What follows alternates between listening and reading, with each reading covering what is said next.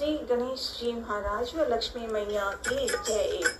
ओम हनुमते नमः, ओम अक्षय नमः, ओम दधिमते नमः। जय माँ कामाख्या। राधे राधे। जय श्री राम। सुनि सीता दुख प्रभु सुख ऐना, भरी आए जल राजीव नैना। राजा हनुमान जी की गाथा। सुनि सीता दुख प्रभु सुख ऐना। सीता जी का दुख सुनकर सुख के धाम प्रभु के कमल नेत्रों में जल भराया और वे बोले, मन वचन और शरीर से जिसे मेरी ही गति मेरा ही आश्रय है, उसे क्या स्वप्न में भी विपत्ति हो सकती है। हनुमान जी ने कहा, हे प्रभु, विपत्ति तो वही है जब आपका भजन स्मरण ना हो। हे प्रभु, राक्षसों की बात ही कितनी है। आप शत्रु को जीत कर जानकी जी को ले आएंगे। भगवान कहने लगे, हे हनुमान सुनो, तेरे समान मेरा उपकारी देवता मनुष्य अथवा मुनि कोई भी शरीरधारी नहीं है। मैं तुम्हारा प्रत्याकार करके बदले में उपकार तो क्या कहूँ, मेरा मन भी तुम्हारे सामने नहीं हो सकता। हे पुत्र, सुनो, मैंने मन में विचार करके देख लिया है कि मैं तुझ में उद्रीन गति हो सकता। देवताओं ने रक्षक प्रभु राम बार बार हनुमान जी को देख रहे हैं। नेत्रों में प्रेमाश्रुओं का जल भरा है और शरीर अत्यंत पुलकित है। प्रभु के वचन सुनकर और उनके प्रसन्न मुख तथा पुलकित अंगों को देखकर हनुमान जी हर्षित हो गए और प्रेम में विकल होकर, हे भगवान, मेरी रक्षा करो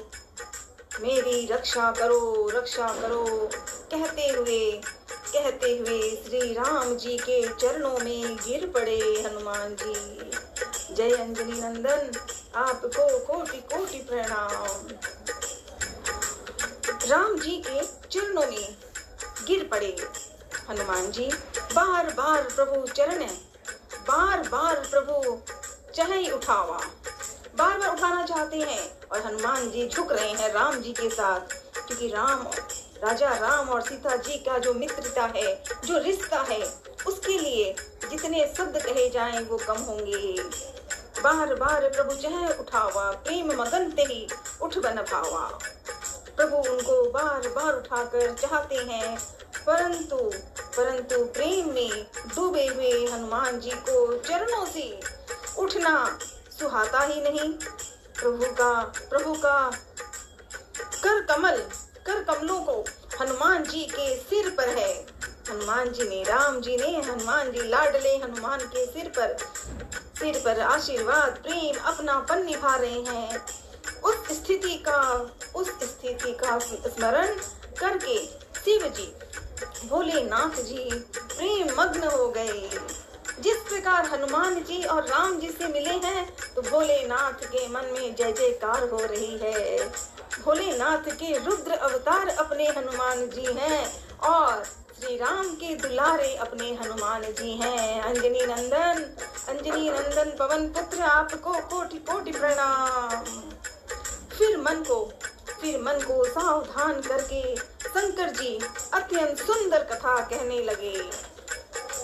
हनुमान जी को उठाकर प्रभु ने हृदय से लगाया और हाथ पकड़कर अत्यंत निकट बैठा लिया। हे हनुमान, अब राम जी कहते हैं, हे हनुमान, बताओ तो, रावण के द्वारा सुरक्षित लंका और उसके बड़े बांके किले को तुमने किस तरह जलाया? राम जी ने कहा।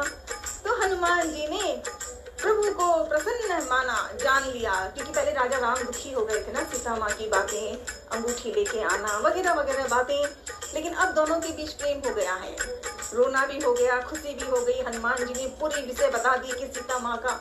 तो हनुमान जी ने प्रभु को प्रसन्न जाना और वे अभिमान रहित घमंड नहीं किया। हनुमान जी ने प्रेम से और श्री राम की सेवा में हनुमान जी वे अभिमान रहित वचन बोले।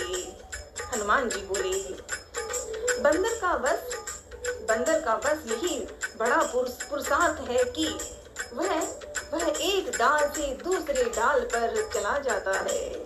मैंने जो समुद्र लांघकर सोने का नगर जलाया, पूंछ लगाई थी ना, पूंछ में, तो हनुमान जी बता रहे हैं कि मैंने जो समुद्र लांघकर सोने का नगर जलाया और राक्षस गण को मारकर अशोक वन को उजाड़ डाला, यह सब तो हे श्री मेरे प्रभु, हे श्री रघुनाथ जी, आप ही का प्रताप है, आपका ही प्रताप है।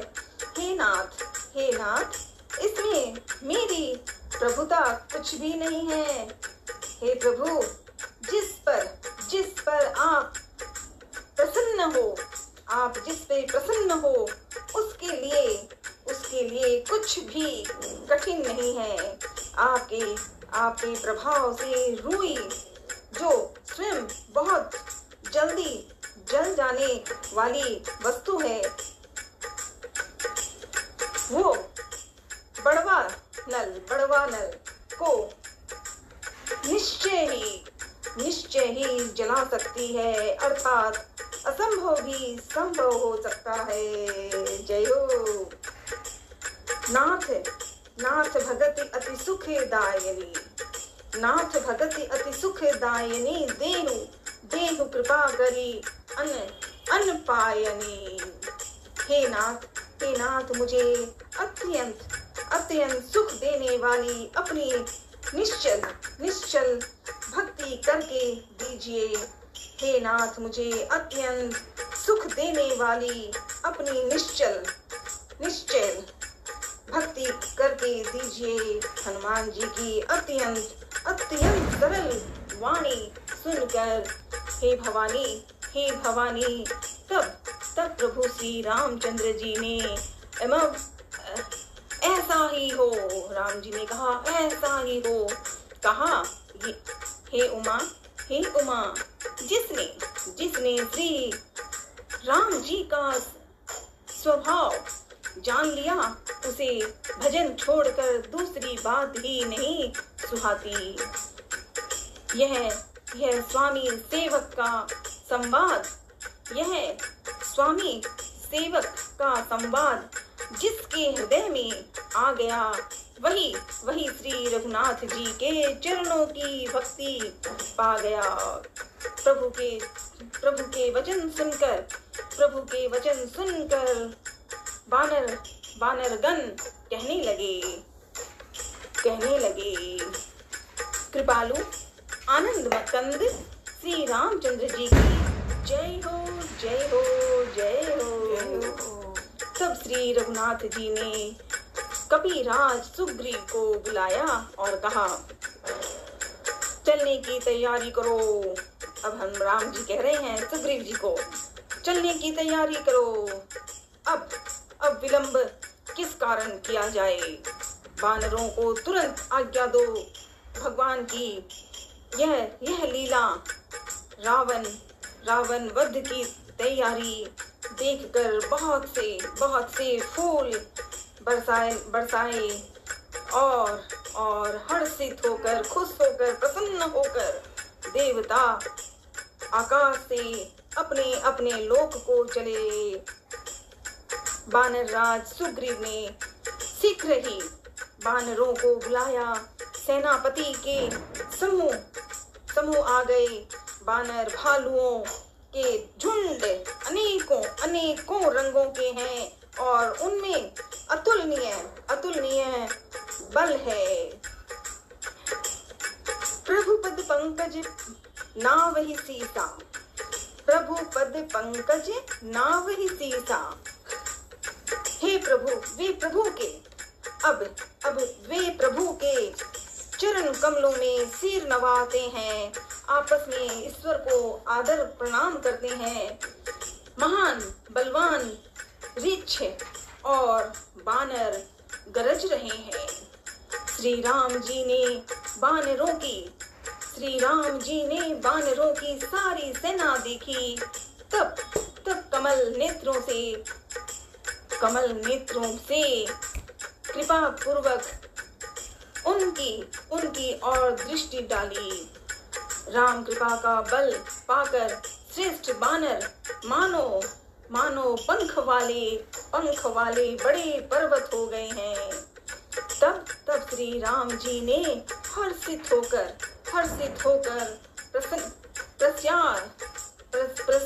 प्रस्थान किया। तब श्री राम जी ने हर्षित होकर प्रस्थान किया। अनेक सुंदर और शुभ सगुन हुए, जिनकी कीर्ति सब मंगलों से पूर्ण है। उनके प्रस्थान के समय शकुन होना यह नीति है, लीला की मर्यादा है। प्रभु का प्रस्थान जानकी सीता माँ ने भी जान लिया। जय हो। उनके बाएं अंग फड़क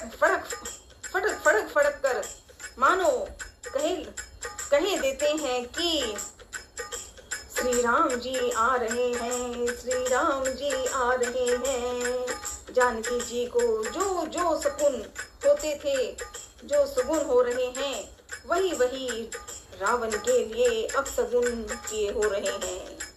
सेना चली, उसका वर्णन कौन कह सकता है। असंख्य बानर और भालू गर्जना कर रहे हैं। नख ही जिनके शस्त्र हैं, वे इच्छानुसार सर्वत्र बेरोक ठोक चलने वाले रिछ बानर पर्वतों और वृक्षों को धारण किए, कोई आकाश मार्ग से और कोई पृथ्वी पर चले जा रहे हैं। वे सिंह के समान गर्जना कर रहे हैं। उनके चलने और गर्जन से दिशाओं के हाथी विचलित होकर चिंघाड़ रहे हैं। दिशाओं के हाथी चिंघाड़ने लगे, पृथ्वी डोलने लगी, पर्वत चंचल हो गए, कांपने लगे और समुद्र खलबला उठे। गंधर्व, देवता, मुनि, नाग, किन्नर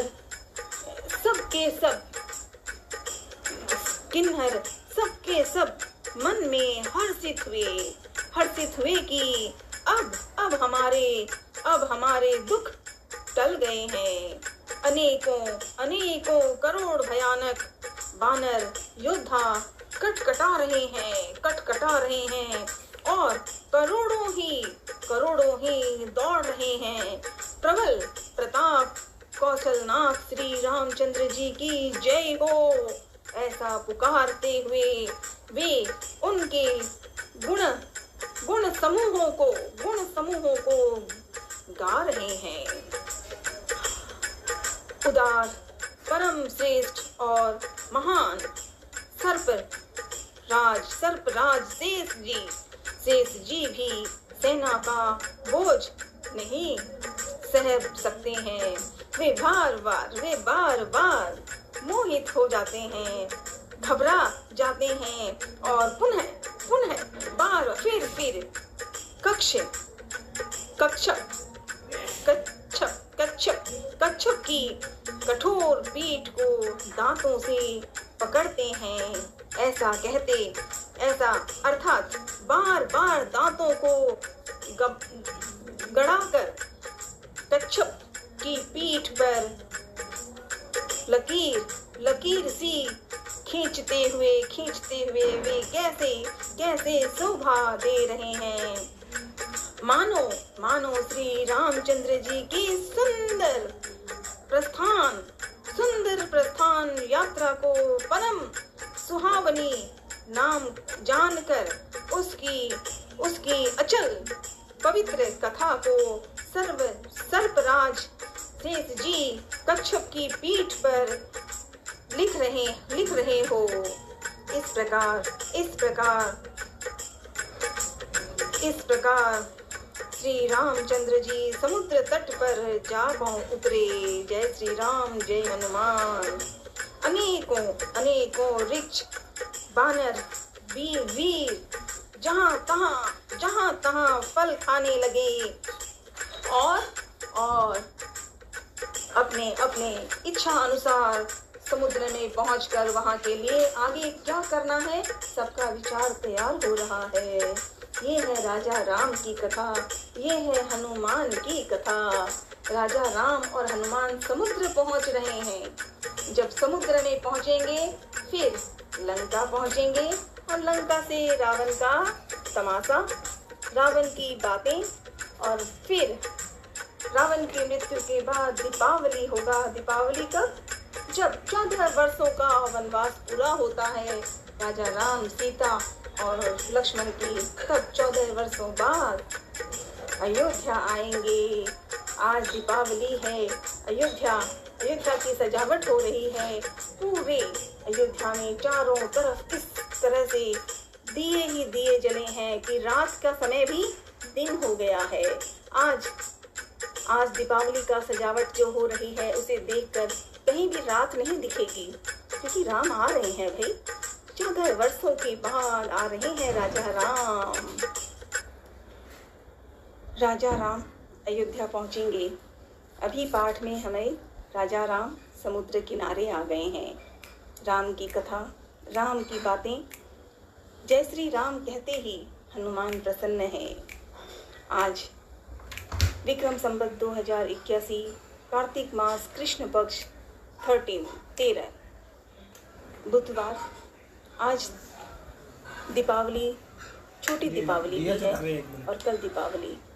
राम का नाम, हनुमान की जयकार और पढ़ेंगे किस प्रकार हनुमान जी ने लक्ष्मण की बीमारी का जो लंका में हुई उनका इलाज कैसे किया। मजेदार।